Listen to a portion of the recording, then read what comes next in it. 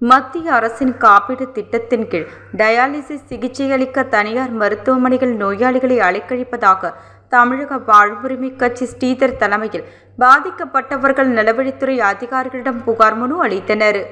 இது தொடர்பாக தமிழக வாழ்வுரிமை கட்சி ஸ்ரீதர் தலைமையில் பாதிக்கப்பட்ட நோயாளிகள் ஆயுஷ்மான் மாநில திட்ட இயக்குநரிடம் அளித்துள்ள மனுவில் புதுச்சேரி மாநிலத்தைச் சேர்ந்த 7 எளிய சிறுநீரக நோயாளிகள் பாரத பிரதமர் காப்பீட்டு திட்டத்தின் கீழ் இலவசமாக தனியார் மருத்துவமனைகளில் வாரத்திற்கு 3 முறை டயாலிசிஸ் சிகிச்சை பெற்று வருகின்றோம்.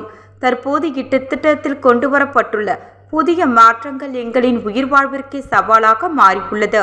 காலை 6 மணிக்கே மருத்துவமனைக்கு வந்து கைரேகை வைத்தாலும் ஒப்புதல் கிடைக்க மாலை 6 மணி வரை காத்திருக்க வேண்டியுள்ளது.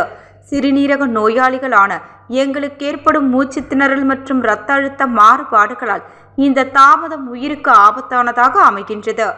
ஏற்கனவே 2 முறை கைரேகை வைத்த நடைமுறை மாறி தற்போது 4 முறை வைக்க வேண்டுமென்ற நிபந்தனையால் நோயாளிகள் நாள் முழுதும் மருத்துவமனையிலேயே தங்கியிருக்க வேண்டியுள்ளது. குறித்த நேரத்தில் டயாலிசிஸ் செய்யாவிட்டால் இருதயம் செயலிழந்து மரணம் ஏற்படும் அபாயம் உண்டு.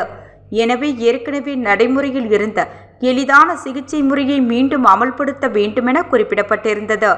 இந்த சந்திப்பின் போது உறுப்பு மாற்று மற்றும் மாற்றுத்திறனாளிகளின் விளையாட்டுக் கழகத்தை சேர்ந்த நிர்வாகிகள் சரவணன், டோம்னிக், கார்த்திக், ராம், கவிஞர் புதுவை சிவம், இலக்கிய பேரவை இளங்கோவன் உட்பட பலர் கலந்து கொண்டனர்.